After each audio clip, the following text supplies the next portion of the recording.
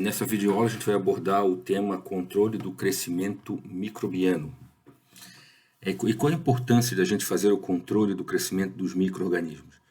Certo? Primeiro, para prevenir a transmissão de doença, porque como a gente sabe, os micro-organismos são os principais agentes transmissores de doença, apesar de que um número muito pequeno de micro-organismos está relacionado à patogenicidade, cerca de 1%.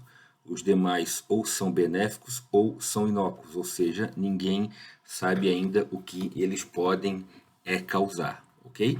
Também, através do controle do crescimento microbiano, a gente evita a decomposição de alimentos, a gente diminuindo a atividade desses micro-organismos, a gente consegue diminuir a velocidade com que os alimentos se decompõem, eliminar também, evitar a contaminação da água e do meio ambiente. O controle dos micro-organismos ele pode ser feito de diferentes formas, através do uso de agentes físicos e químicos, com propriedades tanto para eliminá-los quanto para impedir a sua reprodução.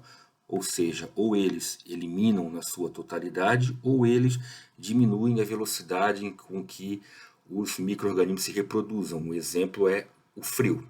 O frio é um método físico que diminui a velocidade de crescimento dos micro-organismos. Já o álcool é um método químico que elimina a ação dos micro-organismos. Então, em termos de micro-organismos, a gente define um micro-organismo morto quando ele perde de forma irreversível, ou seja, ele não recupera mais a capacidade dele de se reproduzir, ou seja, de gerar outros micro-organismos. Então, aqui nós temos esse gráfico, que mostra a curva de crescimento microbiano. Ela é dividida em 4 fases: fase A, fase B, fase C e fase D. A fase A é a fase lag ou a fase adaptativa, ok? Em que os micro-organismos estão se adaptando à condição do meio para aí iniciar o seu processo de reprodução.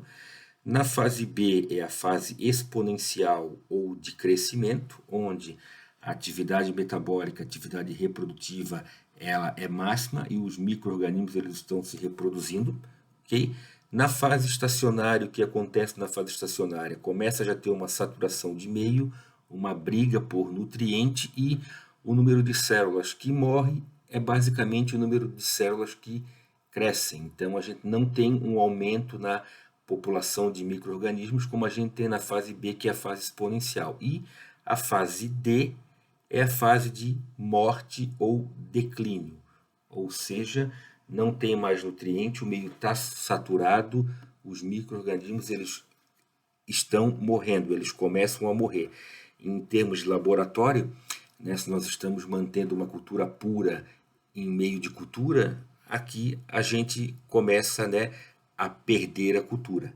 Então, o tempo correto de repicar, ou seja, transferir um micro-organismo de uma placa para outra, para o meio de cultura velho, para o meio de cultura novo, seria mais ou menos aqui, no final da fase B, início da fase C, ok? Quando eu repico, por exemplo, eu transfiro um micro-organismo de meio de cultura velho para o novo, de um micro-organismo que está na fase B, essa fase A, ela basicamente nem ocorre. Tá? Tu repica, tu bota no meio novo, ele já inicia na fase B. Quando eu estou na fase C e na fase D, essa fase lag ela já é observada, ela ocorre. Então, em termos de crescimento, essa é a curva de crescimento microbiano. Ela é dividida em fase A, fase lag ou adaptativa, fase B, fase exponencial de crescimento, fase C, que é a fase estacionária, e a fase D, que é a fase de morte ou declínio. Em relação à temperatura ideal para crescimento de micro-organismos, nós dividimos eles em 3 grupos: psicrófilos, mesófilos e termófilos. Psicrófilos são micro-organismos que crescem a baixa temperatura, mesófilos são micro-organismos que crescem a temperatura ambiente e termófilos são micro-organismos que crescem a temperaturas mais elevadas. Se nós observarmos aqui, nós vamos ver que os psicrófilos, a temperatura ótima de crescimento dele está entre 10 a 15 graus. A temperatura máxima que eles suportam é 20 e a mínima é 0. Os mesófilos, a ótima está entre 25 e 40 graus, sendo que eles suportam até 50 de máxima e 5 de mínima. E os termófilos são micro-organismos que têm temperatura né, de crescimento adequado entre 45 e 65 graus, toleram até uma máxima de 90 e uma mínima de 35 graus. Então, quando eu falo, por exemplo, de uma pilha de compostagem, eu estou dizendo que nela, né, crescem predominantemente, no pico da compostagem, micro-organismos termófilos. Ou seja, então, em geral, a gente pode considerar que o crescimento microbiano ocorre em temperaturas entre menos 10 a 105 graus. Né? Aí são outros grupos de micro-organismos, já estão incluídos as árqueas, enfim. Mas a gente observa crescimento microbiano nessa ampla faixa de temperatura. E quando a gente fala, né, de crescimento microbiano, de controle de crescimento microbiano, a gente está falando de uso de agentes que podem nos auxiliar, né, que nos auxiliam em conter o crescimento dos micro-organismos. Então, nós temos os chamados agentes microbianos. E o que são agentes microbianos? São substâncias que matam ou previnem o crescimento do micro-organismo. Tá? Matam são aqueles que inibem a capacidade dele de se reproduzir, e os que previnem são aqueles que retardam o crescimento. Então são agentes que a gente chama de antibacterianos, antivirais, antifúngicos e antiprotozoários. Okay? Agentes microbianos que matam, ou seja, que eliminam a população em total, são chamados de biocidas. Né?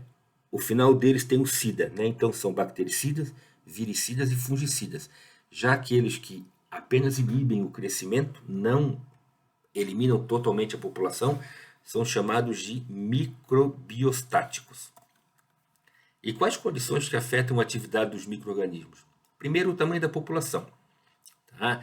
Quanto maior o tamanho da população, né, maior a briga por nutriente, maior a liberação de metabólitos no meio, né, e isso acaba influenciando na taxa de crescimento, enfim, na duração dos micro-organismos. Ou seja, a intensidade, né, ou a concentração do agente microbiocida, né? Então, se ele é mais forte, a concentração mais alta, obviamente numa população mais baixa o controle é mais efetivo do que numa população mais alta. O tempo de exposição, né? Por isso que hoje se fala muito passa álcool gel, não passa álcool líquido. Por quê? Porque o álcool gel ele fica mais na mão, o álcool líquido ele evapora mais rápido pelo fato de não ter viscosidade. Então o tempo de exposição do álcool com a mão é maior, então a gente pressupõe, né? A gente tem um controle mais efetivo do agente antimicrobiano em cima do vírus que está se falando tanto agora. A temperatura de exposição, quanto maior a temperatura de exposição, maior a atividade do micro-organismo, mais ele vai conseguir absorver o agente e mais rápido vai ser a eliminação. A natureza do material que contém os micro-organismos, se é um meio fluido em vez de um meio viscoso, tá? A acidez do meio, ok? A acidez ela atua, né, conservando alimento, ela inibe o crescimento de micro-organismos, principalmente bactéria, no caso dos chucrutes, e a característica do micro-organismo. Né? Como a gente sabe, os micro-organismos têm diferentes características. Vamos falar de vírus. Por que o vírus ele é controlado com álcool? Né? Porque geralmente os vírus eles têm um envelope lipoproteico, ok? E esse envelope ele é eliminado com o uso de álcool.